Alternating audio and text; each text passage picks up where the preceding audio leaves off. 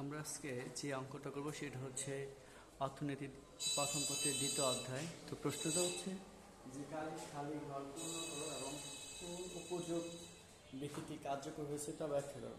তো আমরা এখানে একটু অঙ্কটা করার চেষ্টা করি। তো এখানে এই মানগুলোকে বলা হয় লুপ্ত অবস্থায় বা লুকানো আছে। তো এখানে মানগুলো কি হবে? তো আমরা এখানে দেখি যে কি তাহলে আমাদের কাজ হচ্ছে এই 10 এখানে আছে 10 টোটালি লিখে আছে।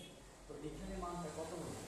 এখানে যে মানটা বলবে সেটা হচ্ছে 18 থেকে 10 বাদ দিয়ে দেবো। 18 থেকে 10 বাদ দিলে কত থাকে? 8। এটা এখন এই 8 এর সাথে আবার 18 যদি আমরা যোগ করি তাহলে কত হবে? 24। তাহলে এখানে মান হবে 24। আবার দেখো এই 24 থেকে 18 বাদ দিলে থাকবে কত? 4। তো এই 4টা আমরা এখানে বসাই। আবার দেখা যাচ্ছে যে 24 আর 4 যোগ করলে কত হচ্ছে? 28। এখন আবার আমরা কি করবো? এটার সাথে আমরা একটু বিয়োগ করে দেবো। যোগ করে দেবো 28 এর সাথে 2 যোগ করলে কত আসে? 30। আবার 30 থেকে 30 বাদ দিলে কত থাকবে? 16। ঠিক আছে।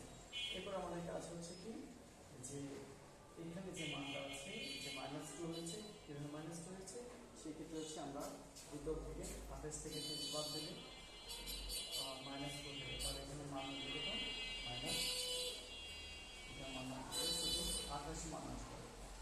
এখানে মান হচ্ছে 28। তো এইভাবে আমাদের মুক্ত অবস্থায় মানগুলো বসাতে হবে। দ্বিতীয় কোশ্চেনটা হচ্ছে যে বিধিটি কোন উপযোগ বিধিটি কার্যকর করেছে। তো এটা হচ্ছে ক্রমহ্রাসমান তান্ত্রিক উপযোগ বিধি। সেটা হচ্ছে ক্রমহ্রাসমান তান্ত্রিক উৎপাদন বিধি।